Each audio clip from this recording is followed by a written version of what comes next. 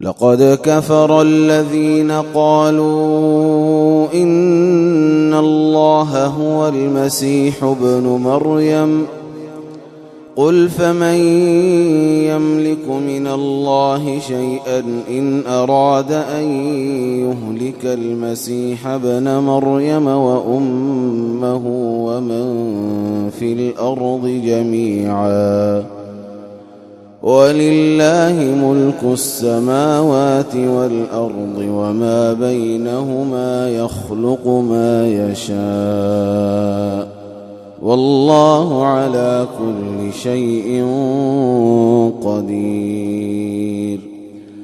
وقالت اليهود والنصارى نحن أبناء الله وأحباؤه قل فلم يعذبكم بذنوبكم بل أنتم بشر ممن خلق يغفر لمن يشاء ويعذب من يشاء ولله ملك السماوات والأرض وما بينهما وإليه المصير. يا أهل الكتاب قد جاءكم رسولنا يبين لكم على فترة من الرسل أن تقولوا ما جاءنا من بشير ولا نذير فقد جاءكم بشير ونذير والله على كل شيء قدير. وإذ قال موسى لقومه يا قوم اذكروا نعمة الله عليكم إذ جعل فيكم أنبياء وجعلكم ملوكا وإذ قال موسى لقومه يا قوم اذكروا نعمة الله عليكم إذ جعل فيكم أنبياء وجعلكم ملوكا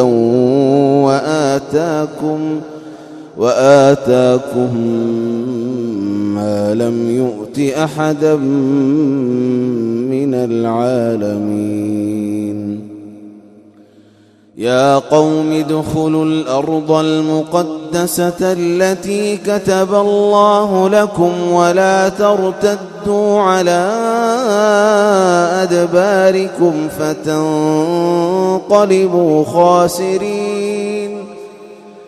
قالوا يا موسى إن فيها قوما جبارين وإنا لن ندخلها حتى يخرجوا منها فإن يخرجوا منها فإنا داخلون. قال رجلان من الذين يخافون أنعم الله عليهم ادخلوا عليهم الباب قال رجلان من الذين يخافون أنعم الله عليهم ادخلوا عليهم الباب فإذا دخلتموه فإنكم غالبون وعلى الله فتوكلوا إن كنتم مؤمنين. قالوا يا موسى إنا لن ندخلها أبدا ما داموا فيها فاذهب أنت وربك فقاتلا إنا هاهنا قاعدون. قال رب إني لا أملك إلا نفسي وأخي فافرق بيننا وبين القوم الفاسقين. قال فإنها محرمة عليهم 40 سنة يتيهون في الأرض فلا تأس على القوم الفاسقين. واتل عليهم نبأ بني آدم بالحق إذ قربا قربانا فتقبل من أحدهما ولم يتقبل من الآخر قال لأقتلنك قال إنما يتقبل الله من المتقين.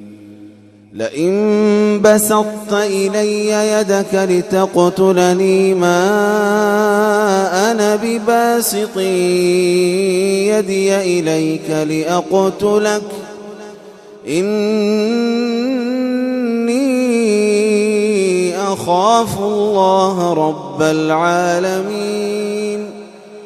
إني أريد أن تبوء بإثمي وإثمك فتكون من أصحاب النار وذلك جزاء الظالمين. فطوعت له نفسه قتل أخيه فقتله فأصبح من الخاسرين. فبعث الله غرابا يبحث في الأرض ليريه كيف يواري سوءة أخيه قال يا ويلتى أعجزت أن أكون مثل هذا الغراب فأواري سوءة أخي فأصبح من النادمين. من أجل ذلك كتبنا على بني إسرائيل